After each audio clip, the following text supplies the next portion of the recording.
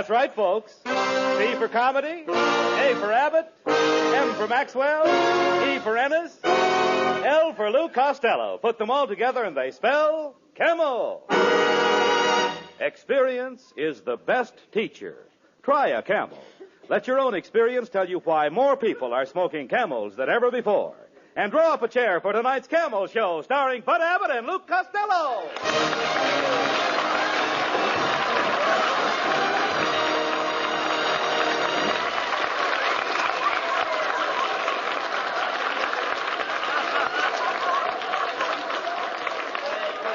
Costello, come here. Costello, will you come over here, please? Will you listen to me? What are you writing on that pad? Hey, Abbott. What are you writing on that pad? I'm just making out a list of girls I'm going to kiss next week. Here's who I got picked out. Lizzie Schwartz, Maggie Mugglemeyer, Tessie Tinfoil, Lana Turner. Now, wait a minute. No. Lana Turner wouldn't kiss you. Oh, no? Oh, no. Then I'll scratch her off my list. I love you. You dummy, always thinking of girls. Girls. Now, great men don't waste their time on girls. Where do you suppose Benjamin Franklin would have been if he'd have thought of girls all of the time? In the front row at Earl Carroll's? No. Costello, I've been telling you for the past 3 weeks. You've got to quit chasing girls and get yourself a job. Look how sloppy you are. Look at your socks. I can't help my socks, Abbott. It's those new Hickok plastic garters. What's the matter with them? Your socks stay up, but your legs fall down. Yeah. Telegram for Lou Costello. Here, boy. Out of the way, fatso. I'm looking for Lou Costello. Boy, he is Lou Costello. The famous Lou Costello? Certainly. The one and only Lou Costello? Yes. That's me. Gee, I listen to you on the radio every Thursday night. You break me up when you say, how do you do? Wait a minute. That ain't me. That's the mad Russian. You're saying? I'm right. Who's going to take this telegram? I'll take it. It's collect. $14. He'll take it. Oh, give it to me. Here, boy. Hey, Costello. This telegram is from Joe DiMaggio. Listen to this. Dear Lou, as you know, I am recovering from a foot operation.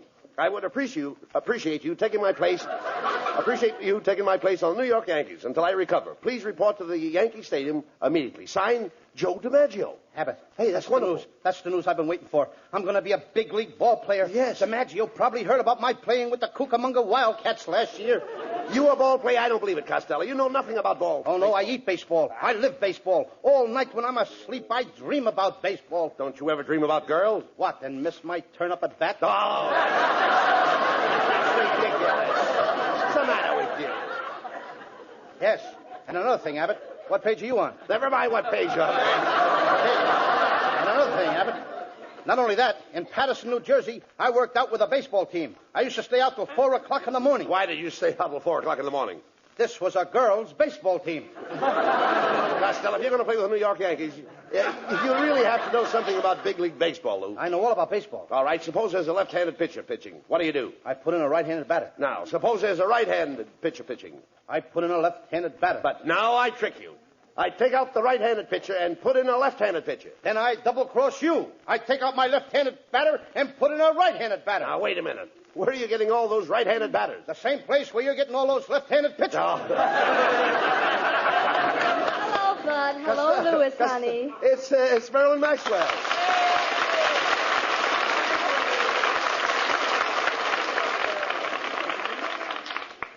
Hello, Marilyn. I've got great news. I'm going to play ball with the New York Yankees. I'm taking you along as a pitcher. Oh, now, Costello, Marilyn Maxwell can't pitch. Oh, no? You should see all the guys she struck out that were trying to get to first base. This kid has got some nice curves. All right. Oh, Louis, you're so sweet. But I do hope you be careful. You know big league baseball is a very dangerous game. Oh, what's dangerous about baseball, Marilyn? Well, I read in the paper this morning that in the opening game in Boston, 5 players died on base. Marilyn, you don't seem to know much about baseball. Let me show you how to play indoor baseball. First, I put my left arm around your waist. Then I snuggle my head on your shoulder like this. Then I press my cheek against your cheek. Oh, wait a minute, Costello. That's not the way to play indoor baseball. How do you like that? Every season, new rules. Well, goodbye and good luck, Louis. I just know you'll become famous with those New York Yankees. Marilyn's right, Thank you, Costello. dear. This is your chance to become famous. Now, you've got a good job as a baseball player, and you might find your proper niche in life. Yes, I might. I mean, after all, if I find my... What will I find? A niche. You'll find your niche. Abbott, when I find an itch, I scratch it. No. What in the world are you talking about? An itch. I once had the 7-year itch. What happened? I scratched real fast and got rid of it in 3.5 years. I'm not talking about that kind of an itch. I mean an itch in life. An itch in life is what everyone is looking for. Anyone who is successful has found an itch. Well, if that's the case, I know an Airedale that is doing very well. Listen to me, Costello. When I say an itch, I don't mean an itch like you have when you have an itch. I mean an itch like you have when you have a notch. Oh, you don't mean an itch like an itch when you have an itch. You mean an itch like you have when you have a notch. Now you've got it. Now I've got it. I don't even know what I'm talking about.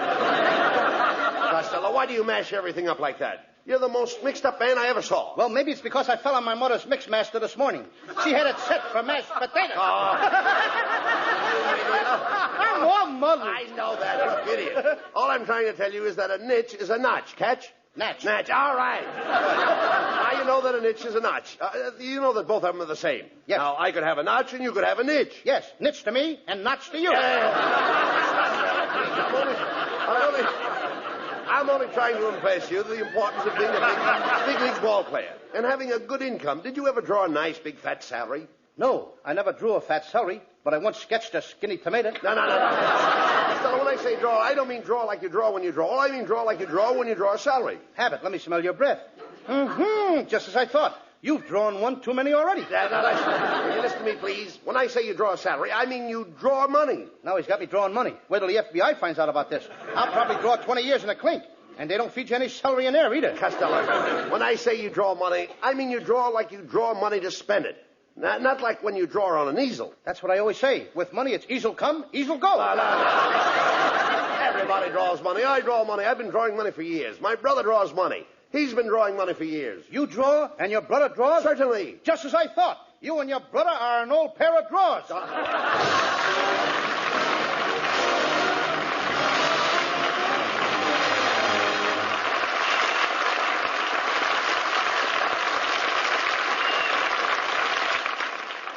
Experience is the best teacher. It happened shortly after the end of the war. 2 cigarettes glow in the dusk on the veranda of a country house as a man and woman are chatting.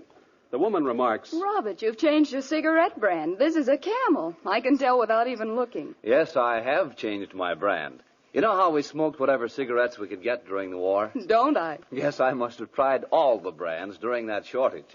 And that's when I found I liked Camel's best. And weren't you right? Yes, experience is the best teacher. During the wartime shortage, people smoked whatever cigarettes they could get. It was this experience that taught millions the differences in cigarette quality. As smokers tried cigarette after cigarette on their T-zones, that's T for taste and T for throat, it was Camel's rich, full flavor and cool mildness that stood out from all the others. The result? Today, more people smoke Camels than ever before. Experience is the best teacher. Try a Camel.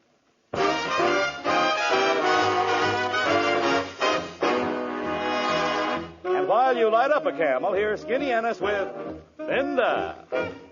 When I go to sleep, I never count sheep. I count all the charms about Linda. Lately it seems, in all of my dreams, I walk with my arms about Linda. But what good does it do me? For Linda doesn't know I exist. Can't help feeling gloomy. Think of all the loving I've missed. We pass on the street, my heart skips a beat. I say to myself, hello, Linda. If only she'd smile, I'd stop her a while, and then I would get to know Linda. But miracles still happen, and when my lucky star begins to shine, with one lucky break, I'll make Linda mine.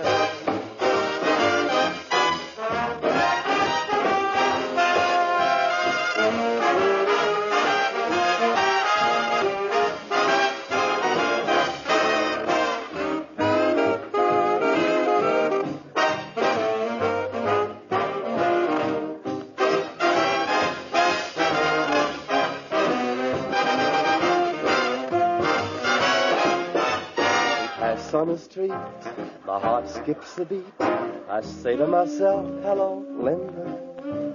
If only she'd smile, I'd stop her a while, and then I would get to know Linda. But miracles still happen, and when my lucky star begins to shine, with one lucky break, I'll make Linda mine.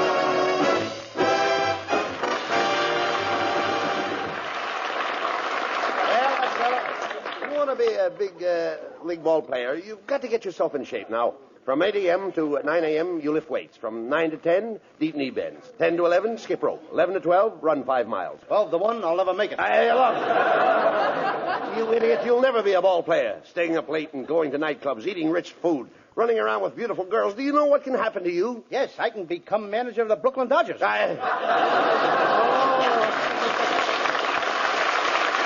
Costello.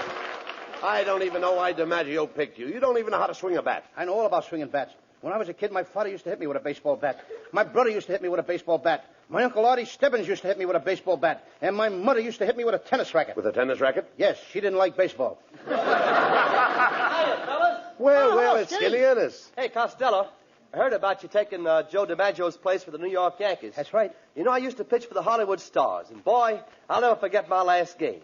There were 5 men on base. Oh, no, wait a minute, Skinny. Wait. 5 men on base. Now, that's impossible. Did you ever see the Hollywood Stars play? Ennis, I've seen the Hollywood Stars, and I don't remember you. Oh, I've changed a lot since then. I had the biggest buck teeth you ever saw. I was the only man on the team that could slide into second base and spike you from either end. Well, so long, Fatso. So long, Skinny. So long. Hey, you know that Skinny would make an ugly skeleton? All right. Costello, don't waste time with him. Now, you've got to get ready for the opening game. Yes, I think we're going to play the Cleveland Indians. Cleveland Indians, eh? Uh-huh. Feller pitching? Certainly there's a feller pitching. Who do you think they'd use, a girl? Oh, I know they don't use a girl. I said feller pitching. What feller? Feller with the Cleveland Indians. Look, Abbott, there's 9 guys on the Cleveland team. Now, which feller are you talking about? Feller that pitches. There is only one feller with Cleveland. You mean 9 Yankees are going to play against one feller? That's right.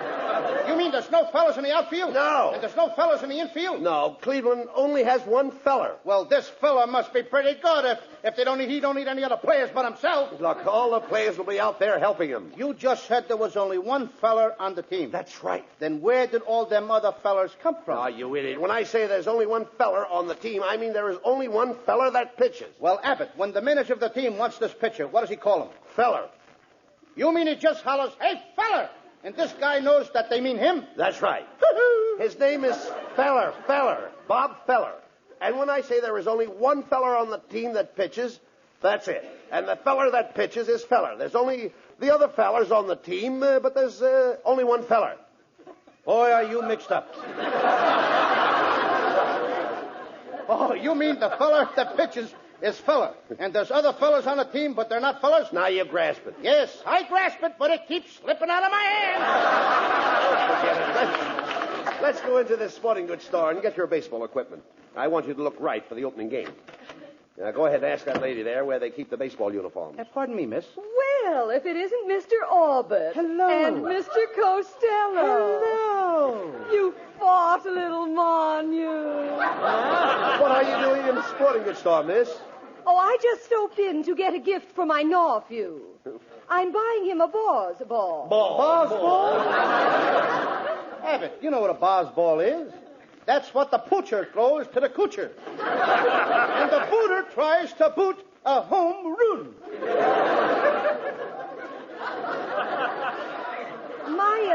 My nephew is just a little chop, but his ambition is to be a Brooklyn Dodger catcher. Well, if he's only a little guy, why don't he join the Detroit Tookers and be a short stoop? Well,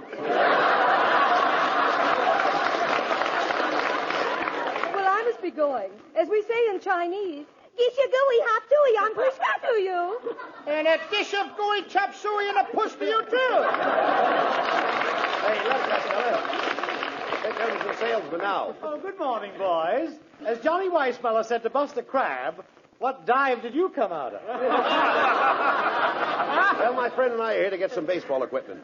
I'd like to see a baseball uniform that would fit Costello. So would I. Look, as Adam said to Eve, quit ribbing me. However, I'll do the best I can. We'll start with the spiked shoes. What size do you wear? 8. Oh, let me see. I've only got one pair left, and they're size 5. Maybe you can squeeze into them, Costello. Go ahead and try. Okay. What do you know? Open-toed baseball shoes. Now for the uniform. My, you're certainly a pudgy little rascal, aren't you? Mm-hmm. Aren't you overweight? I'm about 120 pounds overweight, but I'm going back to my normal weight. Yes, what's normal? 60 pounds overweight. Costello, you should really go on a diet. Yeah, of course you know what a diet is, don't you? Oh, sure. That's where you can eat all you want of everything you don't like. Young man, if you really want to reduce, why don't you exercise with a couple of dumbbells? Okay, I'm ready whenever you and Abbott are. All right. Cut that out. Oh, we've got to get your baseball equipment. Mister, do you have any bats? Oh, certainly. Here's a fine bat. Autographed by Slaughter of the Cardinals. This bat was made for Slaughter. Ain't you got one that was made for baseball? When he says Slaughter, he means Slaughter, the baseball player. Slaughter, the baseball player? With that bat, you could slaughter anybody. No, Costello. I'm talking about Slaughter. Everybody knows Slaughter. He knows Slaughter. Well, maybe he knows Slaughter, but I don't know him. Look, you idiot. Everybody knows Slaughter, the baseball player. Slaughter is the man's last name. What's his first name? He knows. Now, there's a clever guy. He knows his first name. Oh, look. Let's forget about the bat. Look, mister, do you have a baseball cap that will fit Costello's head? What size pencil sharpener does he wear? Yeah. Oh, a baseball cap. Oh, yes, here's a dandy. This is the kind fella wears. What fella? The fella with the Cleveland Indians. There's 9 players with the Cleveland Indians. Which fella are you talking about? Oh, young man, when I say fella with the Cleveland Indians, I am only referring to one fella. The fellow that pitches for the Cleveland Indians. When you say the fella with the Cleveland Indians, you're only referring to one fella. The fella that pitches for the Cleveland Indians. Yes. As Orville said to Wilbur, you're right. How do you like that? Now they're doing our routines in sporting goods stores. Oh, forget about him, Costello. Hey, wait a minute. I've got an idea. Mrs. Wetwash's late husband used to be a big league ball player. Now, he was a home run king, in other words. Now, maybe she'll give you one of his bats for good luck. Let's go over to her house and ask her. Oh, okay. I'll go right over now, huh? You're right, Abbott. As John Adams said to Henry Wadsworth Longfellow. How do you like that? I forgot what John Adams said to Henry Wadsworth Longfellow.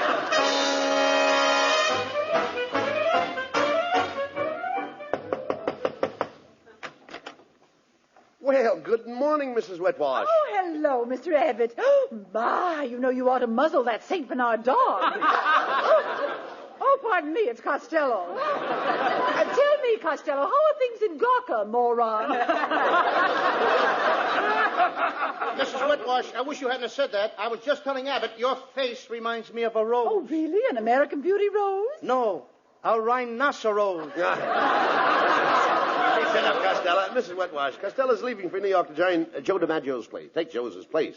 Isn't that wonderful? He's going to play with the Yanks. Oh, I can't believe it. Yes. What do those big Yanks want with a little jerk like him? Mrs. Wetwash, that was an insult. I'll have you know that beautiful women find me irresistible.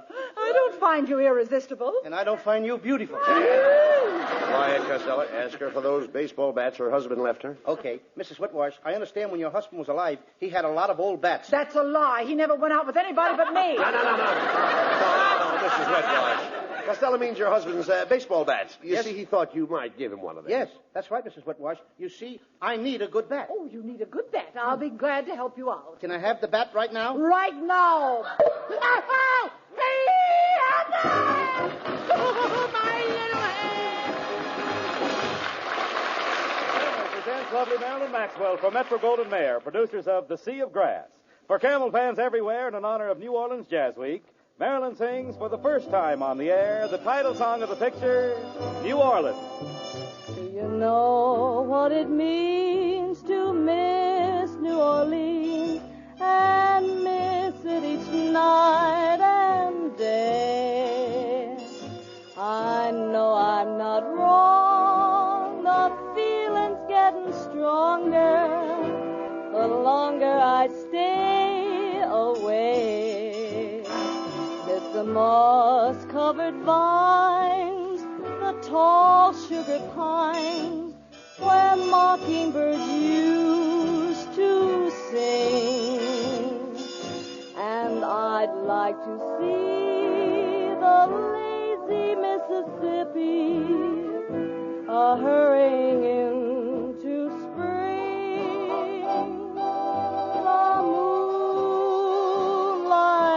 the bayou, a Creole tune that fills the air.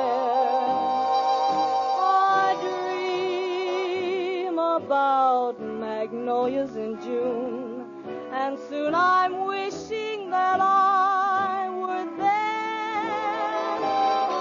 Do you know what it means to miss New Orleans when that's where you left your heart?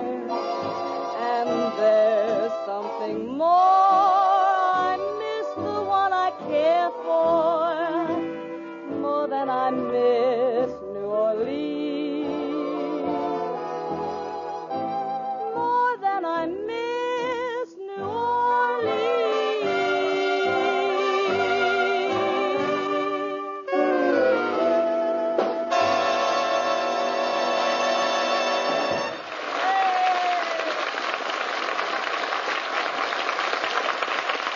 According to a recent nationwide survey, more doctors smoke Camels than any other cigarette. 3 leading independent research organizations asked this question of 113,597 doctors.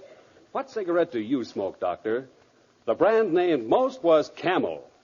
Now, you probably enjoy rich, full flavor and cool mildness in a cigarette just as much as doctors do. And that's why, if you're not a Camel smoker now, try a Camel on your T-zone. That's T for taste and T for throat. Your true proving ground for any cigarette. See if Camel's rich flavor of superbly blended choice tobaccos isn't extra delightful to your taste. See if Camel's cool mildness isn't in harmony with your throat. See if you, too, don't say, Camels suit my T-zone to a T.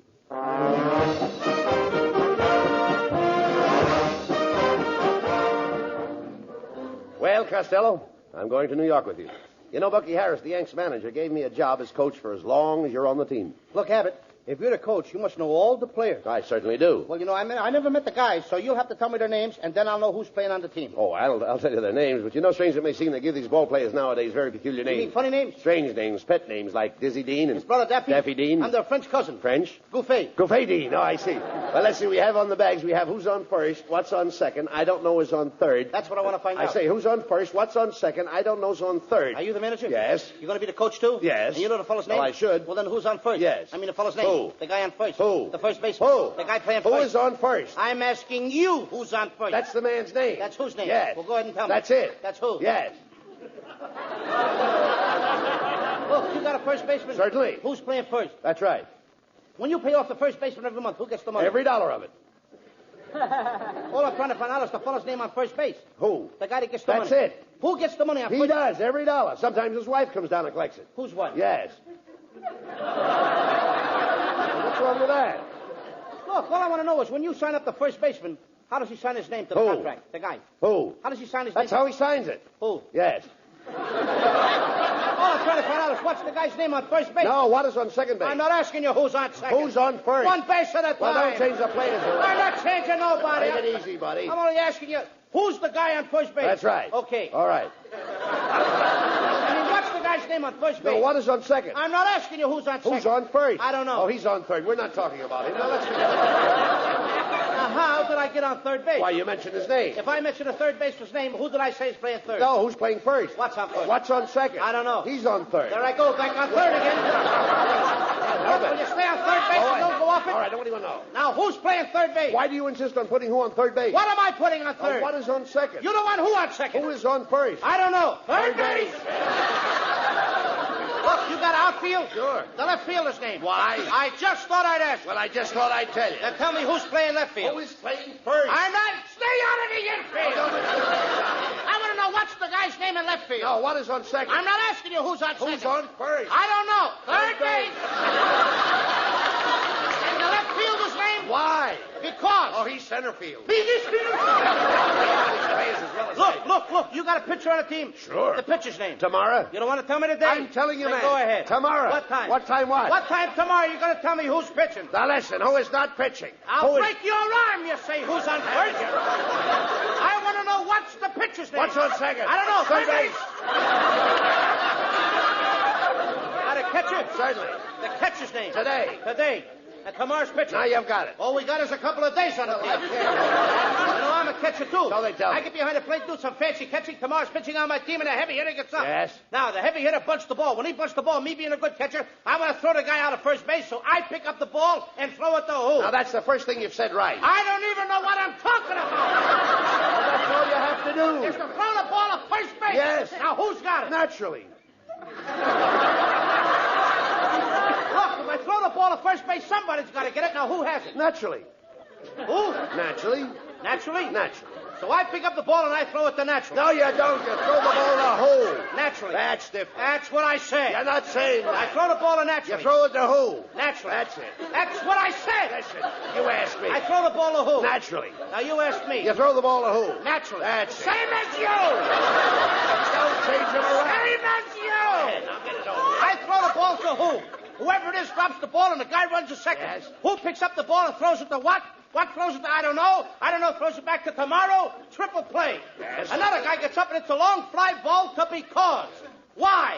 I don't know. He's on third and I don't give a darn. What? I said I don't give a darn. Oh, that's our shortstop. I'm an idiot.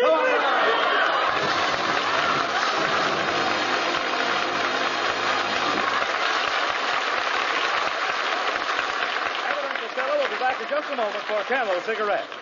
During the war, the makers of Camel cigarettes sent a total of more than 150 million free Camels to our fighting men overseas. Now free Camels are sent to servicemen's hospitals instead. This week, the Camels go to Veterans Hospital, Fort Lyon, Colorado, USAF Station Hospital, Davis-Monthan Field, Tucson, Arizona, U.S. Naval Hospital, Quantico, Virginia, U.S. Marine Hospital, Baltimore, Maryland, and Veterans Hospital, Palo Alto, California. Camel broadcasts go out to the United States 3 times a week, are rebroadcast to practically every area in the world where men are still stationed, and to our good neighbors in Central and South America. And now back to Bud Abbott and Lou Costello. What is that, Lou, you've got in your hand there? Another telegram? Hey, Abbott, look, I just got a telegram from Joe DiMaggio. Well, go ahead and read it. Okay. Dear Lou, just heard your show. I think you have the makings of the world's greatest natural ball player. You have spiked teeth, a club head, and you've been off your base for years. Good night, folks. Good night, everybody, and a special good night to Joe DiMaggio. Get well quick, Joe.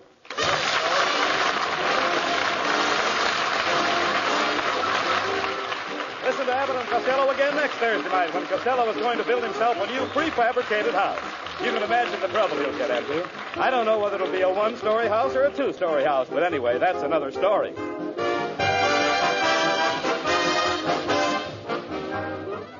Prince Albert Pipe Appeal. They're one and the same thing. Any tobacco burns, makes smoke, but where else can you find the tobacco that has the pipe appeal of Prince Albert? The coolness, mildness, the rich, full flavor. Prince Albert is specially treated to ensure against tongue bite. Crimp cut to smoke slow and cool. So pack your pipe with mellow, rich PA. Enjoy Pipe Appeal with Prince Albert. And while we're speaking of enjoying yourself, be sure to tune in on Grand Ole Opry on NBC Saturday night. You all know and love the songs of America, but this week you have something extra special in store for you. Red Foley and his guests, Ernest Tubb and Roy Acuff. Grand Ole Opry Saturday night on NBC. Be sure to tune in next week for another great Abbott and Costello show brought to you by Camel Cigarettes. And remember, experience is the best teacher. Try a Camel. Let your own experience tell you why more people are smoking Camels than ever before. C-A-M-E-L-S. Abbott and Costello's famous baseball routine, Who's on First, is now available at Phonograph Records.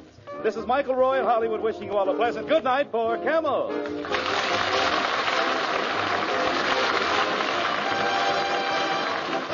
NBC, the National Broadcasting Company.